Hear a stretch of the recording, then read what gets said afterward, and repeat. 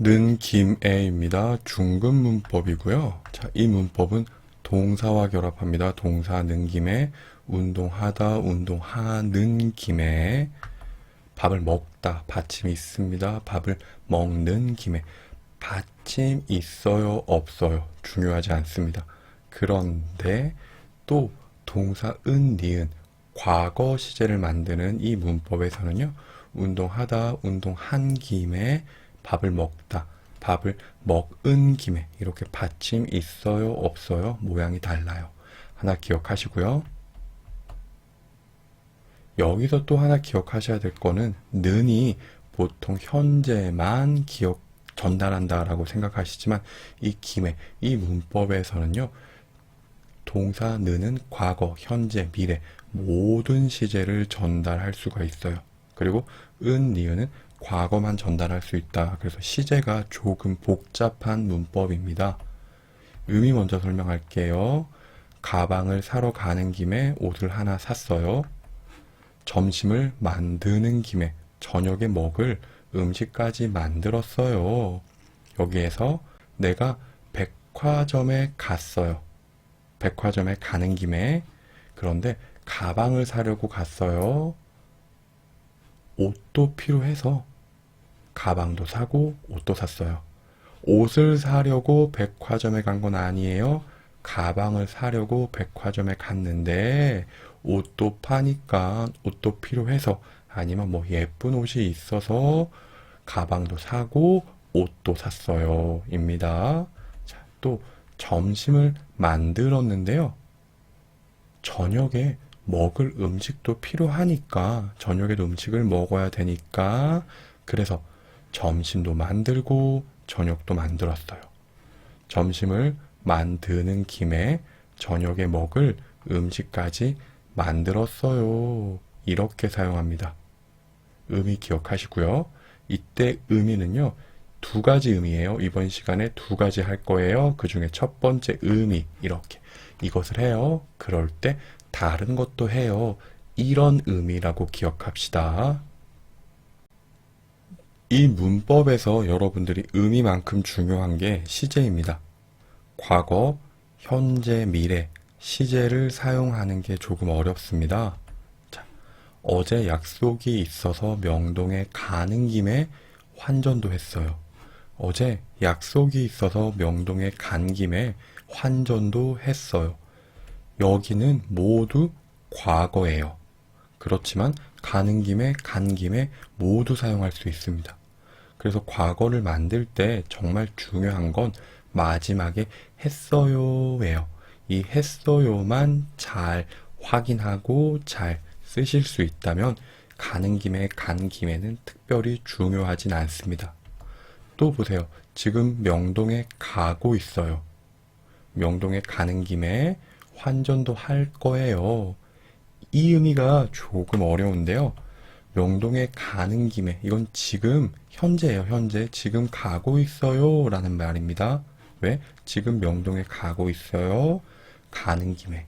하지만 환전도 할 거예요는 미래입니다. 환전은 이따가 할 거예요. 미래지요. 그래서 이 문장에서 시제는요, 두 가지입니다.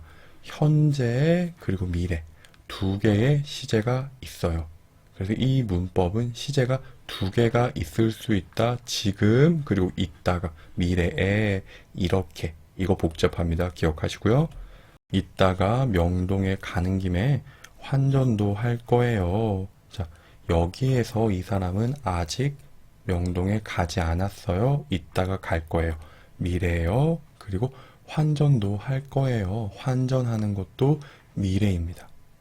그래서 가는 과거, 현재, 미래 모두 사용할 수 있어요. 정확한 사용을 위해서 문장 잘 보시고 여기 뒤에 거예요, 했어요. 이렇게 의미에 맞는, 시제에 맞는 단어를 잘 선택하셔야 됩니다. 기억하시고요. 어떻게 선택하느냐 연습하면 이렇게 한번 문장 보고 연습해 볼게요. 회사에 일이 생겨서 부산으로 출장을 왔어요. 그리고 부산은 회가 유명하니까 회도 먹으려고 해요. 출장을 왔어요. 부산으로 출장. 온 김에 회도 먹을 거예요. 먹으려고 해요. 먹을 거예요. 다음 주부터 아르바이트를 시작할 거예요. 힘들지만 열심히 해서 학비도 제가 내려고 해요. 시작할 거예요. 아르바이트를 시작하는 김에예요. 아직 하지 않았습니다. 한 김에 안 돼요. 열심히 해서 학비도 제가 내려고 해요. 이렇게 시제가 두 개를 각각 생각하셔야 됩니다. 건강을 위해서 지난 달부터 운동을 시작했어요. 그리고 담배도 끊었어요.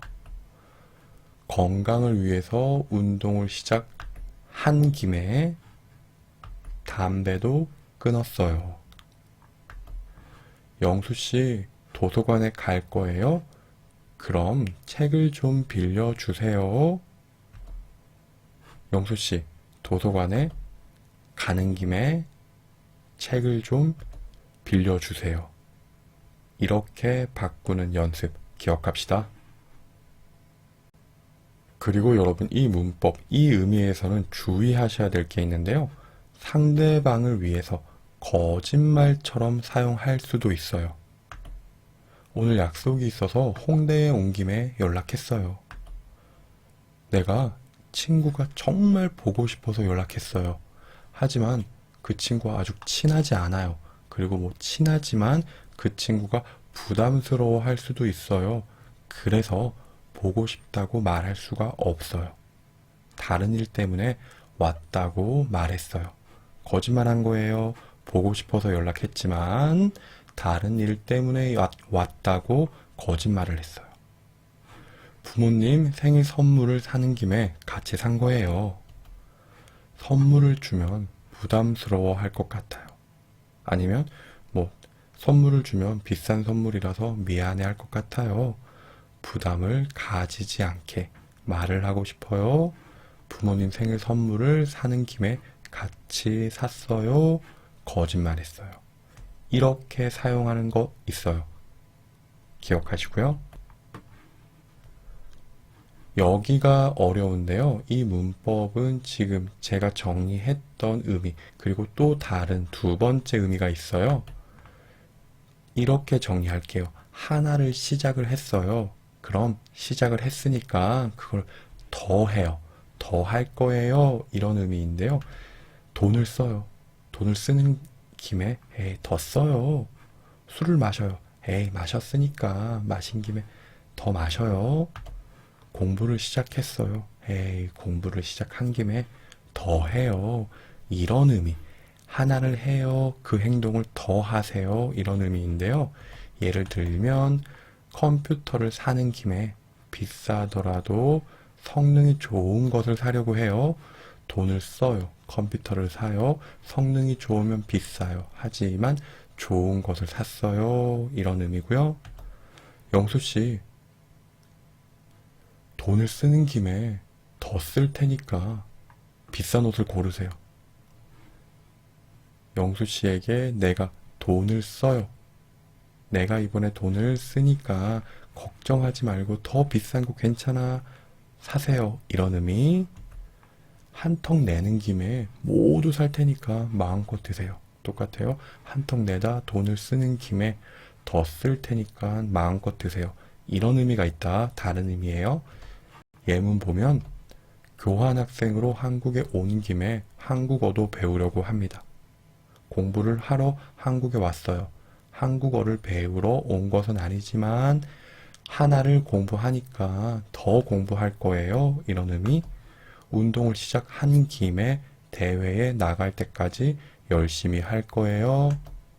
대학원에서 공부를 시작한 김에 박사까지 할 거예요. 제가 컴퓨터를 사는 김에 동생 컴퓨터도 같이 샀어요. 한국어를 배우는 김에 한국에서 대학원도 갈 거예요. 이런 의미. 술을 마시는 김에 밤이 새도록 마셨어요. 많이 마셨어요. 이렇게 하나를 시작하면 더 해요. 이런 의미, 두 번째 의미로 사용된다입니다. 확인해 볼게요. 가방을 사러 명동에 간 김에 명동에 사는 친구와 저녁도 먹었어요. 영화를 보러 홍대에 간 김에 쇼핑도 했어요.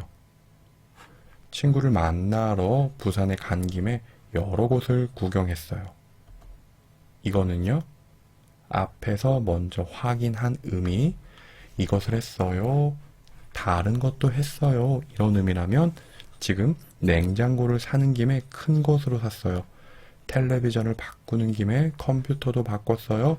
이사를 가는 김에 가전제품을 모두 새로운 것으로 샀어요. 이 문장은 하나를 시작했어요. 더 했어요. 이런 의미입니다. 의미가 다르다. 두 가지 의미가 있다. 따로 의미 기억합시다. 또 영수씨, 편의점에 가는 김에 커피 좀 사다 주세요. 이렇게 부탁하는 의미 가능하고요. 카드를 만드는 김에 신용카드도 하나 만들었어요. 고기를 사러 마트에 가는 김에 과일과 야채도 샀어요. 수업을 들으러 학교에 온 김에 교수님께 부탁이 있어서 왔습니다. 휴가에 여행을 가려고 해요. 여행을 가는 김에 해외로 가려고 합니다. 이렇게 사용할 수 있습니다.